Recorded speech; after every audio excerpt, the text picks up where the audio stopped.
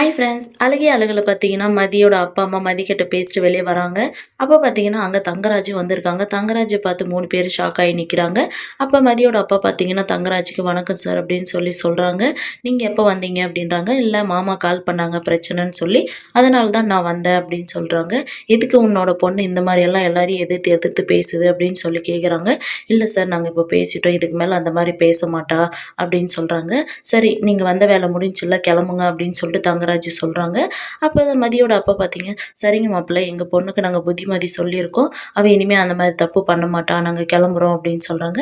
அப்ப மதியோட அப்பா பார்த்தீங்கன்னா, மதியோட அம்மாகிட்ட "சரி நம்ம கிளம்பலாம்" அப்படின்னு சொல்லிட்டு, "மதி பார்த்து நடந்துக்கம்மா" அப்படின்னு சொல்லிட்டு பார்த்தீங்கன்னா கிளம்புறாங்க.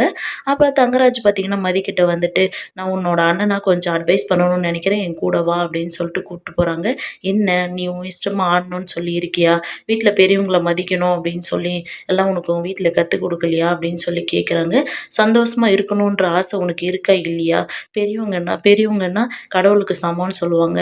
மாமியாரு, மாமனார மதிச்சு நடந்து கத்துக்கோ" அப்படின்னு சொல்றாங்க. "இதுக்கு மேல இந்த வீட்ல பெரியவங்கள எதிர்த்து பேசாம நடக்க கத்துக்கோ" அப்படின்னு சொல்லிட்டு சொல்றாங்க. "சரி வா போலாம்" அப்படின்னு சொல்லிட்டு பார்த்தீங்கன்னா, மதிய கூப்ட்டு போறாங்க. அங்க வந்துட்டு ராகவன் கிட்ட, "மாமா நான் சொல்ல வேண்டியதெல்லாம் மதிக்கு சொல்லிட்டேன். இனிமே அந்த மாரியெல்லாம் நடந்துக்க மாட்டா. உங்ககிட்ட மன்னிப்பு கேட்பா. விடுங்க சரி" அப்படின்னு சொல்லிட்டு, "இனிமே அந்த மாரி நடந்துக்க மாட்டா" அப்படின்னு சொல்றாங்க. அப்ப தங்கராஜுக்கு பார்த்தீங்கன்னா, ஒரு ஃபோன் கால் வருது.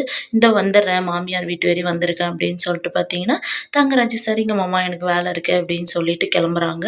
எங்க சுரேஷ் பார்த்தீங்கன்னா, "என்ன நின்னு பார்க்குற? போய் அப்பா, அம்மா கிட்ட மன்னிப்பு கேளுன்றாங்க."